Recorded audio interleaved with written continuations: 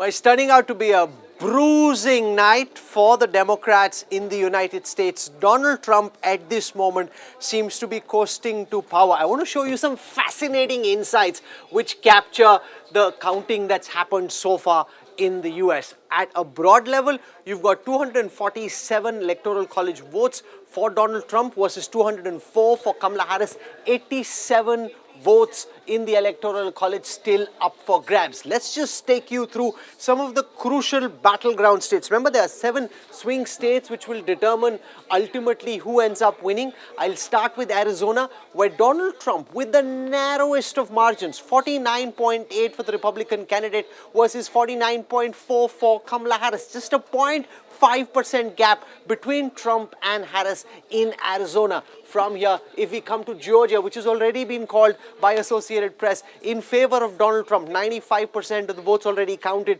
50.8% of the votes for the Republican candidate versus 48.5 for Kamala Harris. Again, a very tight race here, 49 versus 51, but again a race with the narrowest of margins won by Donald Trump, who seems to be having a great day in most of the battleground states. I'll come, for example, to North Carolina, which again, just a short while before now, called by Associated Press in favor of Donald Trump. 50.8% of the votes for Donald Trump, 48% for Kamala Harris. Just a 3% gap between the Democrat and the Republican candidate, narrow as it might be. Once again, the dice rolling in favor of Donald Trump. From there, let's now come to Pennsylvania. In Pennsylvania, again, you had Donald Trump in the lead. This is Michigan.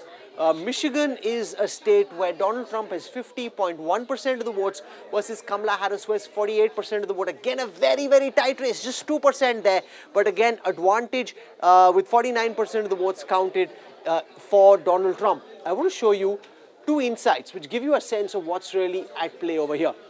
Now, just spend a moment as I try and explain what you're seeing.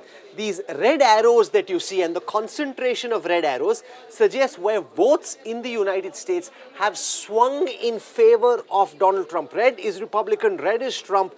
The blue arrows, and you see some of them, blue arrows are suggesting where the votes have gone in favor of Kamala Harris and the Democrats. Now you see the concentration of red arrows across the map of the United States in favor of Donald Trump. Now that's a big swing of votes. So it's not just the macro level data which has changed. If you look county by county, state by state, there is a big transfer of votes relative to the last elections in favor of Donald Trump. I want to show you this next data which gives you a sense of how these counties have voted. Now, even if you look at the big rural counties, you look at the metros, there's a big transfer of votes across different kinds of counties in favor of Donald Trump. And that really shows why at this moment Donald Trump has a very good chance, 89% chance when we last looked of Donald Trump coming back to power. In the next few hours it'll become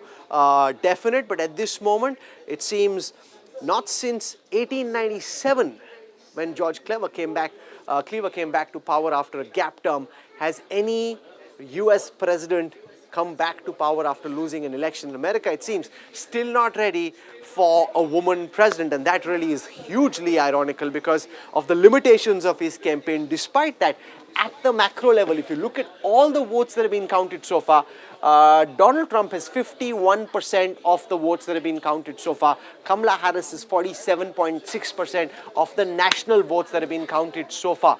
43 of the 56 races have been called, 16 races still to be called. At this moment, it seems Donald Trump is coming back to power, quite 90% probability of that happening. There are some routes to power which have Kamala Harris still coming in front. Next time you come back to me, I'll try and show that to you. But those that path becoming narrower with every passing minute. If you like the video, do like, comment, share and subscribe.